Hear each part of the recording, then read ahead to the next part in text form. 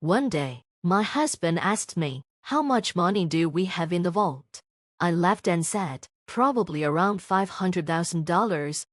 The next day, I came home to find a divorce paper on the living room table, and both my husband and the money were gone. My name is Helen. I'm 58 years old and I work hard as a housewife. I also love saving money. When I was a child, my mother opened a savings account for me. She told me that putting money in the bank made it grow, and I found that very exciting. I started by saving just $1 at a time and enjoy watching it increase. As my savings grew, I was thrilled to see the small amount of interest it earned each year. My interest in money led me to become a financial planner, where I advised people on managing their assets. One day, a college friend asked me to help an old childhood friend who was in trouble due to his gambling habits. I agreed to meet him. This friend, named Mark, was handsome and had a friendly smile, but he was in serious trouble. Despite his appearance, he loved gambling and was struggling with debt, including his parents' debt. I found Mark's worried face quite endearing and decided to help him, especially since my friend had asked. Looking back, I might have had a bit of a crush on him, but I never imagined it would lead to so many problems. I advised Mark to consolidate his debts and lower his monthly payments so he could manage better. Not long after, Mark and I started dating. Despite my friend's disapproval, we got married, thinking it would help us handle Mark's debts together. My income was good for my age, so most of Mark's earnings went toward paying off his debts. I also helped him cut ties with his parents to stop the debt from growing. I gave Mark a monthly allowance of $500. Mark's mother was very upset when he cut ties with them, saying things like, "I wish I'd never given birth to you. A child should repay their parents' debts." His father was equally angry, calling me names and saying I didn't belong in their family. Mark, tired of dealing with his parents' demands and debt, finally told them he was done. He felt relieved to be free from their constant pressure and came back to me. We had a son, Kevin, who is as handsome as Mark and the joy of my life. Kevin seemed to inherit some of his father's careless traits. Mark continued to struggle with money issues, borrowing from predatory lenders and tricking friends into lending him money for gambling. Despite the difficulties, I managed to keep Mark in check. After 23 years, we finally reduced Mark's debt to about $10,000. We were almost finished paying it off. Mark got a call from his parents saying, "Please help us. Your father has collapsed. We're at the hospital. Can you come?" Mark asked for the hospital's name and details, feeling concerned. He left work early and went to the hospital. He sent me a message saying, "Helen, my dad collapsed. I'm at the hospital now. I'm sorry for breaking our promise and visiting my parents. I really am sorry." I asked, "How is he now?" Mark replied, "He had a minor stroke. His life isn't in danger, but he shouldn't push himself too hard. Both of my parents are feeling down. I want to stay with them for a while. Is that okay?" I told him, "Of course, go and be with them. Should I come too?" Mark said, "No, it's okay if you're busy with work. They might treat you poorly again." I gave Mark some extra money for hospital visits, since they might struggle with the fees. Mark began visiting his parents frequently and took $200 to $300 each time, which added up to around $1,000 to $2,000 a month. I let it go for now, thinking they were in financial trouble. A year after my father-in-law's collapse, my in-laws seemed to have grown older and more dependent. One day, while looking at my bank book, I was happy to see the savings had reached about $500. Mark, who wasn't usually interested in my finances, asked, "How much money do we have in that bank account you always look at so happily?" I answered casually, "About $500. The next morning, I filled out divorce papers. When I came home, the papers were on the living room table, and both Mark and the safe were gone. As I enjoyed my breakfast, I couldn't help but smile. I knew Mark had been eyeing the money in the vault, and he even planned to take the whole thing. It was amusing to think about him trying to carry off the entire vault. It almost made me laugh out loud. We have a black cat named Luna, and we've installed a pet camera to watch her. Watching Luna's adorable antics is a highlight of my day, especially during lunch breaks. One day, while checking the camera, I saw my in-laws and Mark in our living room, having a surprising conversation. Mark's parents were saying, "You live in such a nice house, and your good salary makes your mother proud." Mark responded, "Indeed, I am proud." His father added, "You know, I make a decent salary too, but Helen takes all of it, so I only get an allowance of $500 a month." Mark's parents consoled him, saying, "Oh, you poor thing, you work so hard, and your mother understands. It's outrageous that she takes all your salary and gives you only $500 a month. You deserve more. Why are you putting up with Helen? You could be living better on your own." They went on, "You're our pride, Mark. You could have saved hundreds of thousands by now, but she's just exploiting you. You poor thing." Mark seemed to agree, saying, "Yeah, I've been thinking the same thing. You're right." I was shocked. It seemed Mark had completely forgotten about all the hard work I put into paying off his debts.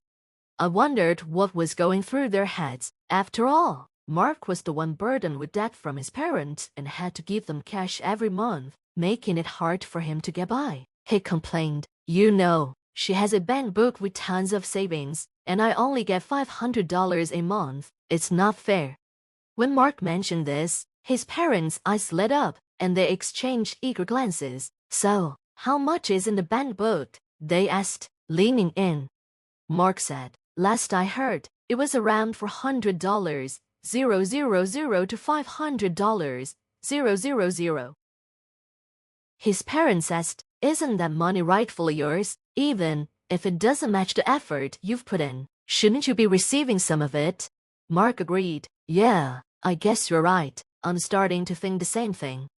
Despite his good looks, Mark is indecisive and easily influenced by others. I used to find this indecisiveness endearing and devoted myself to him completely. We had managed to reduce his nearly $200, $000 debt down to $10, $000. Yet it seemed like his parents were about to get their hands on my savings.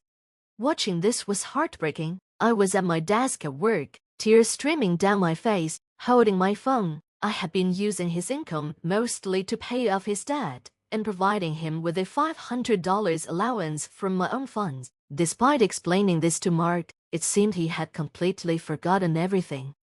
I felt so sad and pitiful, like I was drowning in my own tears. I felt like I was on the verge of breaking down. I recorded their conversation and sent the data to my son. That day, I left work early, feeling sick, and went to my usual bar. I drank heavily and poured out everything to the bartender. He gently comforted me, saying, "Why grieve for someone who's done nothing wrong to you? You don't need to live for them, live for yourself."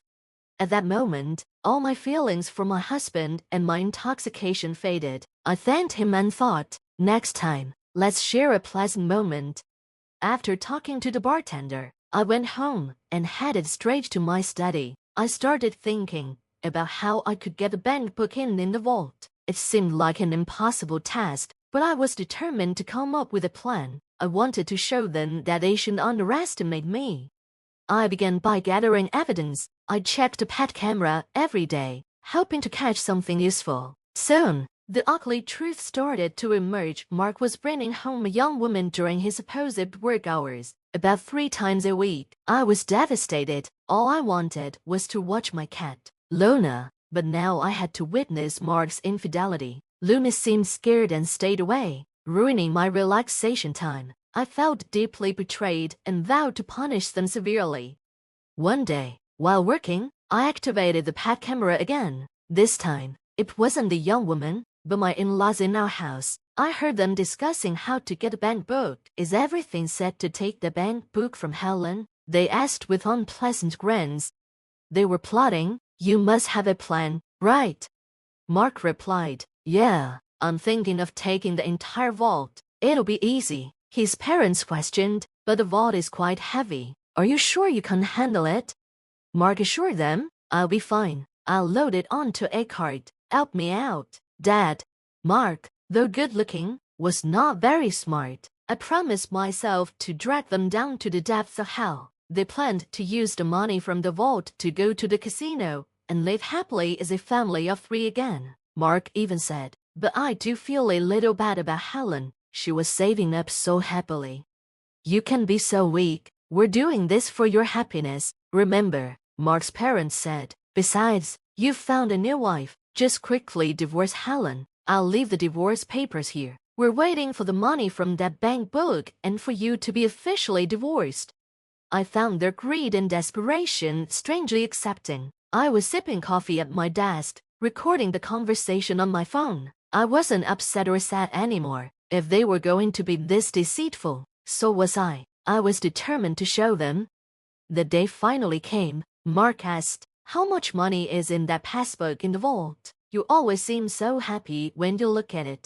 I told him, "There's about $500,000 in there." The next day, when I got home, I found a signed divorce paper in the living room, and both Mark and the vault were gone. I smirked while having breakfast. I acted quickly and filed the divorce papers, then called my son, Kevin. "Kevin, your father actually stole the vault. I can't believe he managed to carry it so heavy." Kevin replied, "Man, I think it's time you end things with Dad. Did he take everything in the vault?" I said, "Actually, I moved all the money to online banking. The passbook is worthless now. The most valuable thing was probably the safe itself, just because it was so heavy."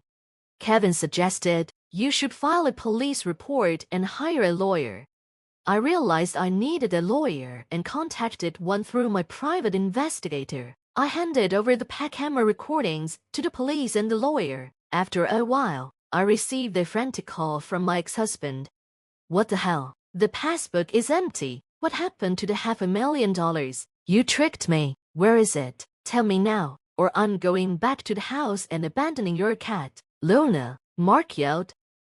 "You've committed theft and now you're threatening me. From now on, communicate through my lawyer," I said, blocking his number. I reported the incident to the police and sent the recording to my lawyer. I felt a sense of relief. Karma had struck. Shortly after, I received a call from the police. "We've caught the thief," they said. However, the vault was damaged. It appears he forced it open, and the contents were burned. It turned out that Mark and his parents had discovered the passbook was empty and, in frustration, set fire to the things inside the vault. Even though it was Mark's first offense, he spent a few days in police custody. His parents were released after a stern warning. After his release, Mark broke into the house he used to live in. "Hey, open up. I'm sorry. It was just a prank. Let me in. Let's talk. You haven't filed the divorce papers yet, have you? We're still married, right?" he pleaded. "This is no longer your house. I've already filed the divorce papers. We are strangers now. Leave now, or I'll call the police," I told him. "Open up. This is my house," Mark shouted. I called the police, and 10 minutes later, he was taken away again. I then contacted my lawyer, explained the situation, and asked him to start the process for a restraining order. I also wanted to sue for emotional distress due to his infidelity. My lawyer warned that we might not get much money from his broke family, but I was determined to demand alimony. It turned out Mark's mistress had quickly transferred $10,000 in alimony and then disappeared. It seemed their relationship had ended after the vault incident. As the money ran out, so did the love. Mark, who had been enticed by the $500,000, found himself in a grim reality. With only $10,000 left in debt and his gambling-addicted parents, life became a struggle. Information from my lawyer revealed that Mark was now living in a decrepit single-room apartment, without a bath, and constantly quarreling with his parents. His previous job had been lost due to his police involvement, and he was now working 3 part-time jobs, yet his gambling addiction kept draining any money he earned. His elderly parents were barely scraping by with jobs in cleaning, their financial situation equally dire. Despite their best efforts, they were no better off, and any money they received quickly disappeared due to their gambling habits. My lawyer informed them there would be no reduction in the alimony payments and instructed them to stay away. If Mark was truly remorseful, He could show it through his actions, not just words.